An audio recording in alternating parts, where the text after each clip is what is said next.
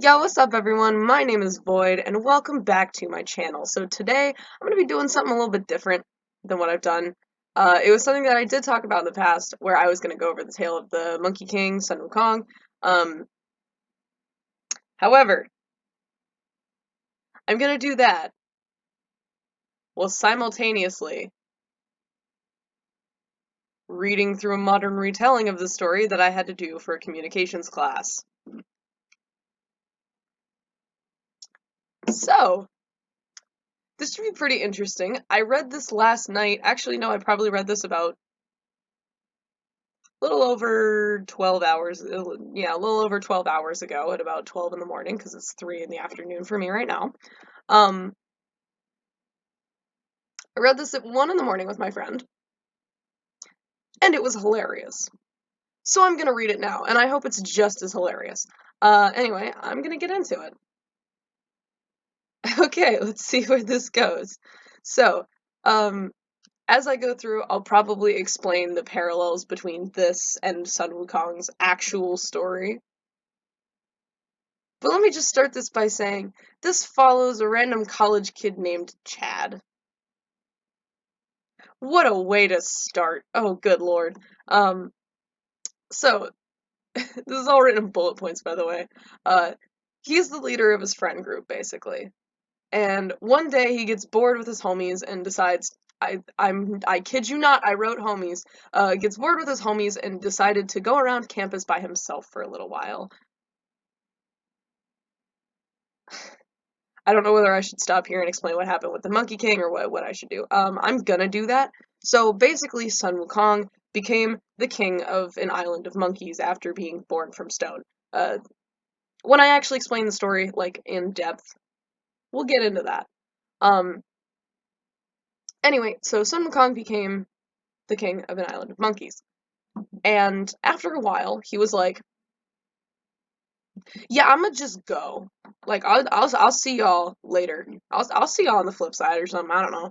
Um, So he leaves for 10 years.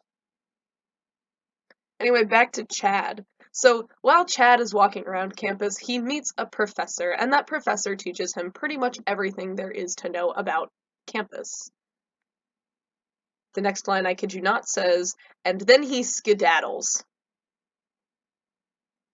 Fantastic.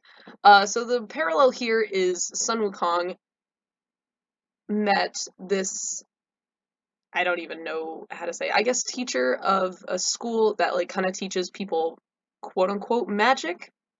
I don't really know what to call it, but it's like that's where Sun Wukong learned the 72 transformations and the whole cloud skateboard thing. I'm relating it to a skateboard because I saw a TV show where he literally rides a cloud like a skateboard. Mm. I don't make the rules. I just vaguely observe them and mostly ignore them. I don't know. Um, so anyway, then Chad skedaddles. Then he goes to the cafeteria, but he wasn't allowed in. So he got angry and snuck in to eat all the chocolate chip cookies for that night's buffet. But then his stomach hurt from all the cookies, so he went and stole some Tums from the pharmacy. Oh my god. Okay, so the parallel here is that Sun Wukong was thrown out of the magic school because he was basically that guy. You know, the one that's like good at everything and makes sure everybody knows it. So he was thrown out of he was like thrown out of the school because the teacher was like, dude, you're kind of being an asshat right now. Like, don't. Um, so he leaves, and then a bunch of stuff happens, and he eventually, like, he's like, I want to become a god. I want to, like, be recognized by the gods. So he kind of does that. They don't. So what does he do? He steals the pills of immortality from the alchemist god. Parallel to the cookies. We're doing great. Okay, anyway, back to Chad. So, the students and faculty saw all the missing cookies that night, and the Tums because he left his ID at the cafeteria, and the CCTV cameras caught him going into the pharmacy. Oh, I forgot something here. Okay, so another thing that Sun Wukong did was there was a banquet because the peaches of, I think, the eternal life or something, uh, Basically, the peaches that would make you live forever that only bloomed every 1,000 years had in fact bloomed at that point in time. And so all the gods were like, hey, it's like a once every 1,000-year thing. I'm gonna go. Thank you so much, Dr. Florida. The masterpiece Shakespeare puts to shame. Oh my god, I wish. That would be hilarious. Um, but anyway, Sun Wukong got really mad that he wasn't invited to this banquet. So what did he do? He got salty, went to all the trees that had the peaches on them, and ate literally every single one so no one else could have them.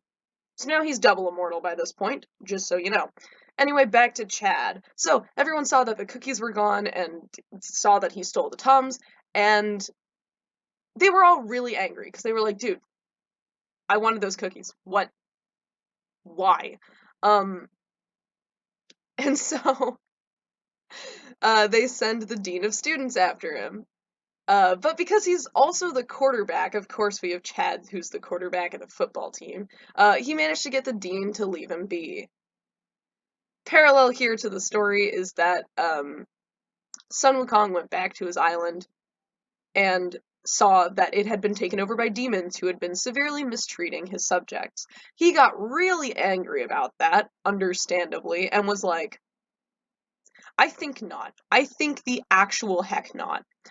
So basically, he kicked those demons out, to put it nicely, and they were like, we're some of the most powerful demons that exist. This guy is going to become a problem.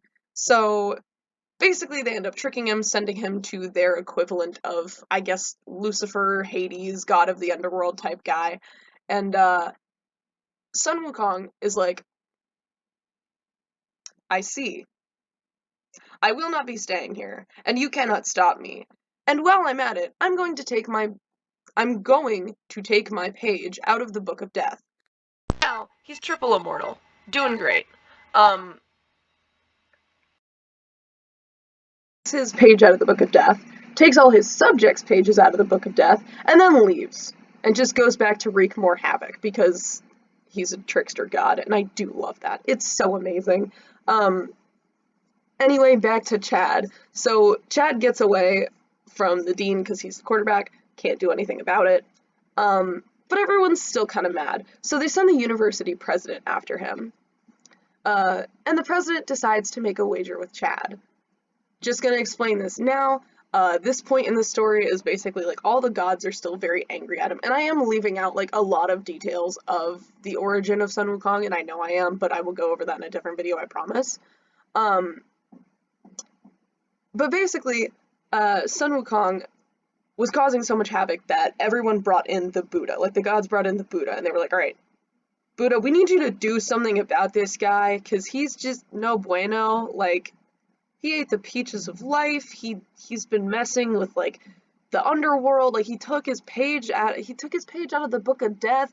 Like, this guy's triple immortal, he ends up being quadruple immortal, I don't remember what the fourth one was. But, like, you gotta do something about him, Buddha. He's just causing havoc everywhere. Please help. And so the Buddha's like, hey, I'm gonna make a wager with you. Now we're gonna go back to Chad, and then I'll explain the wager later, because it's hilarious. Okay, so, the president makes a wager with Chad. No one likes the person who steals food from the community fridge. You are correct. You are correct. Coca-Cola, you should sponsor me. I am, in fact, drinking a Coca-Cola Zero Sugar, so Coke sponsor me. I'm already hopping on that bandwagon, good lord. Okay, so anyway, the president makes a wager with Chad. So Chad has to get, basically the wager is Chad has to get from one side of the campus to the other faster than the president does.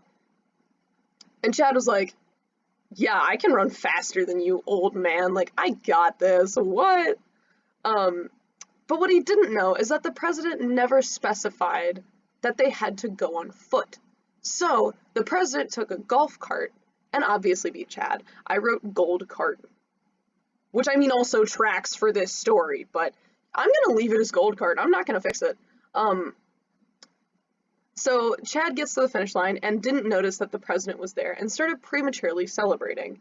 But then the president walks over to him and says, you didn't actually win. I took a golf cart here and got here like 10 minutes ago, so you're late.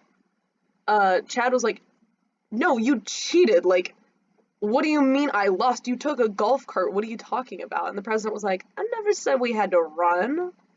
What? You got duped, my good sir.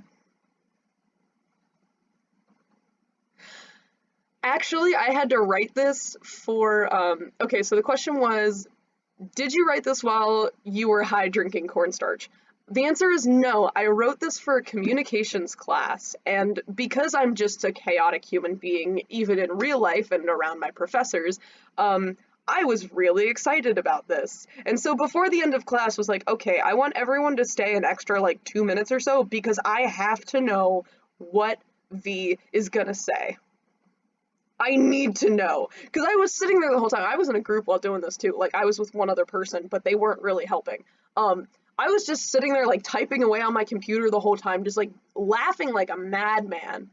It's great. It was fantastic. So my professor was like, oh my god. I need to know what you were saying. I need to know. I have to know what you wrote. Please, please enlighten us. And I was like, gladly. Oh my god, it was wonderful. Okay, so last part of the story, don't worry, we're almost done, and then I'll explain the backstory. So Chad was going on about, like, you cheated, you can't do that, but then the president was like, I never said we had to run. Buddy boy, you got duped. Nice try. So, because Chad lost, he had to wash all the dishes from the night's buffet, and for the next week. So, he was on busboy duty, basically. So, the parallel here is that, so when the gods brought in the Buddha, and they were like, dude, this guy is terrible. Please help. The Buddha was like, okay, Sun Wukong, I want to make a wager with you, okay? And the stakes of the wager are, if you win, you can keep doing whatever you want, and I'll leave you alone. But if you lose, you gotta chill out. You have to chill. Right? Okay. And Sun Wukong was like, bet. Anything you can do, I can do better. Yes, I did just make a reference. Woohoo! And so the Buddha was like, alright, if you can jump out of my hand, you win. But if you can't, I win. And Sun Wukong was like, I'm so glad I took this bet. Like, what? This is gonna be so easy. This is gonna be no problem at all. And so the Monkey King jumps in the Buddha's hand and is like, all right, I got this. And he jumps so far that he gets to the pillars at the edge of the universe. That's how far Sun Wukong jumps. And before he goes back, he's like, you know what? I don't want them to say I didn't actually do it. I don't want them to be like, oh, you're just making that up, like you didn't actually get all the way out there. So what does he do? He's like, I'm gonna carve my name into the pillar. I'm gonna carve my name into one of the 5 pillars. And then right before he goes back, he's like, you know what? Power move. And he pees on one of them. I cannot make this up. This is the actual myth. He pees on one of the pillars. And then he jumps back. And then he goes to the Buddha and he's like, Buddha, I jumped so far out of your hand, I got to the edge of the universe. Like, I carved my name into one of the pillars. And the Buddha just looks at him and shakes off his hand because it was wet. And on one of his fingers, you could see Sun Wukong's name carved into it. And then the Monkey King realized what happened, and he was like, oh no. Oh, you tricked me. Oh, that's not fair. That's, no, what? And the Buddha was like, well, you lost. So he overturns his hand and buries Monkey King beneath a mountain for 500 years, and then the journey to the west starts, and then that whole fiasco. Really funny story. Could not make this up. Like, okay, here's the thing. The Chad thing was funny, but the original myth is low-key even funnier. Like, who pees on a pillar? For what? For why? For Who knows? Not me. I don't know. I literally cannot make that up. It was the funniest thing when I first came across that story, and I actually came across it by listening to Myths Your Teacher Hated. So if you like mythology, Go watch that. I've been plugging like so many different things. It's probably just because there's a lot of things that I like. And so I'm like, wow, I can be a dork about it and talk about it to people if they also know what it is. And or I can just keep making obscure references that no one's gonna know because I have like really niche interests. That's also fun. I like be the inexplicable phenomena you wish to see in the world. I have concerned so many people with that statement. I really have, because I've also said, if you leave, I did see this as a post somewhere, I don't remember where, but I was like, if you leave a watermelon on someone's porch in the middle of the night, you will occupy their prefrontal cortex for probably the rest of their life. Be the inexplicable phenomena you wish to see in the world. And someone, when I said that, they just turned and looked at me and went, if I ever find a watermelon on my porch, I don't even know what I'm gonna do, but you don't want to find out. And I was like, that sounds like a challenge. We'll see. We'll see. 20 years time, I'm gonna leave a watermelon on their front porch. I'm gonna do it. And or on their balcony. That would mess with them. They'd be like, how did you get to the balcony? And I'd be like, don't worry about it. Don't worry about it. Be the inexplicable phenomena you wish to see in the world. But do it, be chaotic neutral.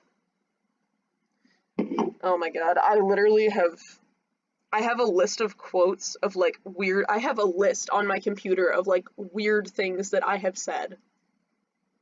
Will I be reading through them at some point? Yes. But it will be a potato, an anonymous potato. Oh my goodness. Um, so for people on my YouTube, it says, don't worry, the same thing is going to happen to you, but it will be a potato, an anonymous potato. I look forward to it. You know what? If I find a potato on my porch, I'm just going to be like, I have succeeded. I have succeeded in life. I have done my duty. My work here is done.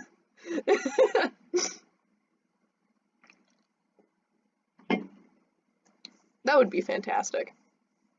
Also, I said I wasn't going to record another video until I got other people to record with me, but like, I haven't been around everyone. Well, I mean, okay, it's like I have, but like we've been actively doing things where it's like we can't just sit down and record a case. That's the only reason that I have not gone over Amelia Earhart's case yet, is because I want like at least one other person with me, because I have a lot of jokes I want to make, and I want to get like a IRL reaction because I think that'd be funny. So yeah, we're having a great time. We're having a great time. Okay, I'm probably gonna stop the recording here and maybe go on and stream. I don't know. What if I just left my stream on like 24/7? What if I just did that? That'd be kind of funny. Just like sometimes I'm there, sometimes I'm not. You don't know. Nobody knows. Even I don't know. That'd be kind of funny. I'd rack up so many hours of streaming on Twitch though. Oh my god, that would be hilarious. Okay, so before this goes on for too long, I am going to end my YouTube video, so thank you so much for watching. Two plain nerds talking. Okay, here's the thing. I don't even know if it's gonna be another, like, AET student. That's the fun part. Like, my closest friends, one of them is a chem major. One of them, I don't even know what they're doing. One of them, no, yeah, one of them is doing psychology and one of them is doing biology. So we're all science kids. That's for sure. We all ceaselessly make fun of the psychology student. That's also for sure. But we will see. I don't know. I also kind of want to do like storytelling things. Stream cap, I'm sure there has to be some kind of limit. Maybe it'll stop me, who knows? I don't intend to let it stop me. Just the second it turns off, I just start another stream. That would be really funny. I honestly, I absolutely would do something like that. I 100% would do something like that. Okay, cool. So before my YouTube video drags on for too long, thank you so much for watching. really appreciate you being here, especially since I'm just starting out. So if you could hit that like, hit that subscribe, I would really appreciate it. It really helps me out, keeps that dopamine going. And I hope to see you in my next video. Void, signing off.